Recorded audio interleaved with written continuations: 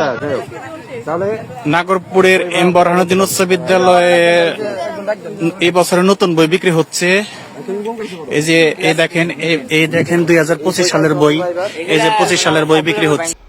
এক সাংবাদিক ভিডিও করতেছে এক স্কুলের মাস্টার 2025 সালের বই বাঙালি দোকানদারের কাছে বিক্রি করে দিছে। বই তাও কিন্তু কম সম না, 3700 কেজি, তার মানে প্রায় 4 টনের কাছাকাছি। তো 4 টন বই মানে কত পিস বই হইতে পারে আপনি চিন্তা করেন। এই বইগুলো যে উনি বিক্রি করে দিছেন, একটা স্কুলে আপনার ছাত্রছাত্রী হিসাব করিতে বইগুলো আনা হয়। 4 টন বই, 4000 কেজি বই যদি বিক্রি করে দেয়, তার মানে সব বই উনি বিক্রি করে দিছে। সব বই যদি উনি বিক্রি করে দেয়, তাহলে স্কুলের ছাত্ররা একজনও কি নতুন বই পায়নি। এদিক দিয়ে আমরা সরকারে গালাগালি করতেছি, সরকার বই দিতেছে না, কি সরকার, ব্যর্থ সরকার। আরে ভাই, সরকারের কি দোষ? সরকার তো দিছে, সরকার সব যে সরকার করবে, সব কিছু যদি সরকারকে মেনটেন করতে হবে, সব কিছু সরকার তদারকি করবে, এই থিওরি কই পাইছেন? আগে তো আমাদেরকে ঠিক হইতে হবে। আমি বলছি না কোন সরকার খারাপ, কোন সরকার ভালো। ধরেন শেখ মুজিব, জিয়া রহমান, খালেদা জিয়া, শেখ হাসিনা, ডক্টর ইউনূস, শুধু এই সরকারদেরই দোষ, আমাদের কি কোনো দোষ নাই? আমরা কি ধোয়া তুলসী পাতা?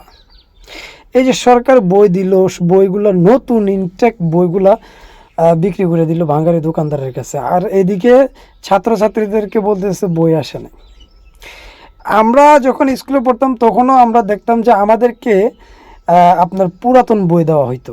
যেমন ধরেন উপরের ক্লাস, যখন ক্লাস 3 ছেলেটা যখন 4-এ উঠবে, তখন তার বার্ষিক পরীক্ষার দিন, মানে পরীক্ষা যেদিন, ওই দিন যে পরীক্ষাটা, ধরেন বাংলা হোক ইংরেজি হোক, ওই দিন যে পরীক্ষাটা, ওই দিন কী করতো, হেডমাস্টার অর্ডার করে দিত যে তোমরা কালকে ইংরেজি পরীক্ষা, তোমাদের ইংরেজি বই এসে জমা দিয়ে যাবা, জমা দেওয়ার পরে তোমরা পরীক্ষা দিতে পারবা।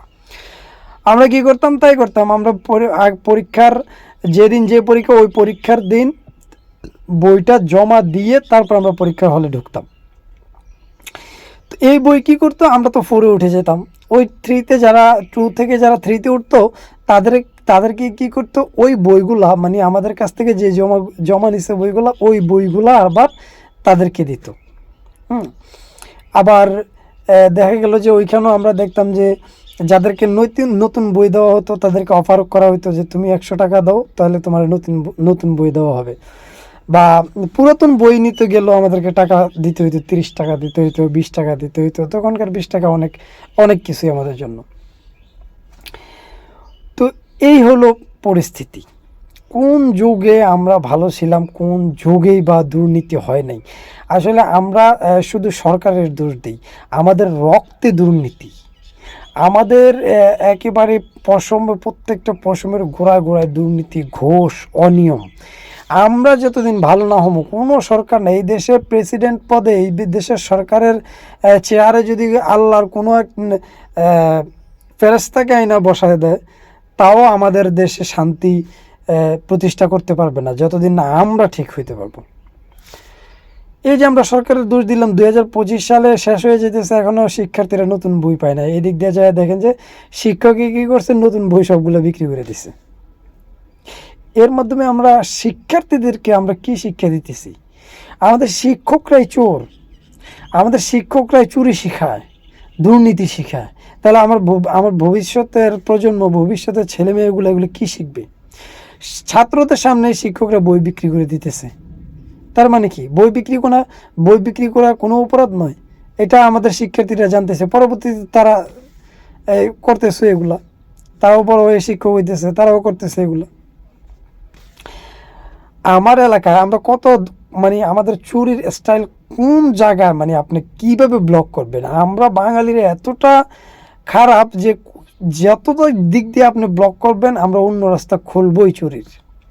আমার এলাকাতে ওই ব্রাক স্কুল আছে না, ব্রাক স্কুল, তো এনজিওদের ব্রাক স্কুল, তারপরে আরও প্রশিক্ষা, আরও কয়েকটা স্কুল গ্রামের একদম প্রত্যন্ত গ্রামে এগুলো দেয়। তো ওরা দেয়, এবং প্লাস তাদেরকে অনেক সুযোগ সুবিধা দেয়, শিক্ষকদেরকেও দেয়। তারপরে শিক্ষক তো একজনই থাকে মূলত, আর যারা ছাত্র ছোট ছোট বাচ্চারা স্কুলে যায়, এই স্কুলে যাওয়ার জন্য, স্কুলগামী করার জন্য তাদের জন্য সুন্দর একটা অফার রাখছে। তারা কী করে, ওই স্কুলের বাচ্চাদের জন্য বিকেল টাইমে যখন ছুটির সময় এই বাচ্চাদেরকে চকলেট দেয়, তারপরে একটা বিস্কুটের প্যাকেট দেয়, তারপরে জুস আছে। তো এগুলো কিন্তু ওই এনজিওর পক্ষ থেকে, এনজিওর সিল করা। আমার গ্রামে আমার গ্রামেও আছে এই ধরনের স্কুল।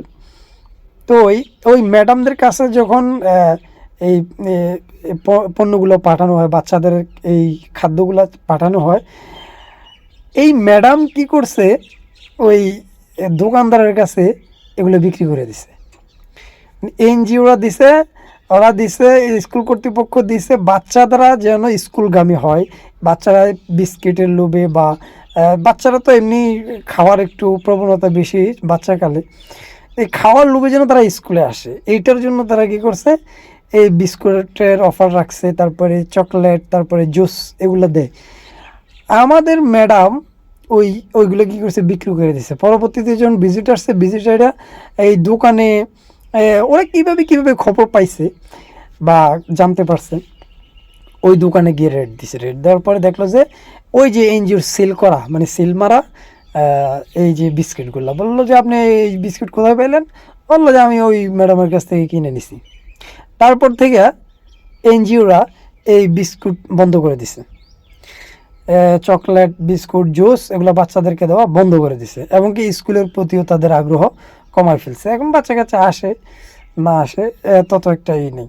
তো এই যে আমাদের ক্ষতিটা আমরা নিজেরাই করতেছি।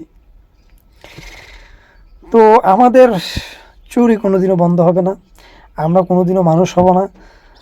আমরা বাঙালিরা বাঙালি থেকে যাব। বাঙালিরা আমি মানুষ মনে করি না, কারণ বাঙালি এক জিনিস, মানুষ আর এক জিনিস। আমরা বাঙালিদের কাছে মানুষত্ব বলতে কিছু নাই। সুতরাং এই মানুষগুলো, এই বাঙালিগুলো, আমার কথাই ধরেন, কবে যে আমরা মানুষ হব। এই জন্য বোধ হয় রবি ঠাকুর বলে গেছেন, 7 কোটি মানুষের হে মুগ্ধ জননী, রেখেছ বাঙালি করে মানুষ করনি।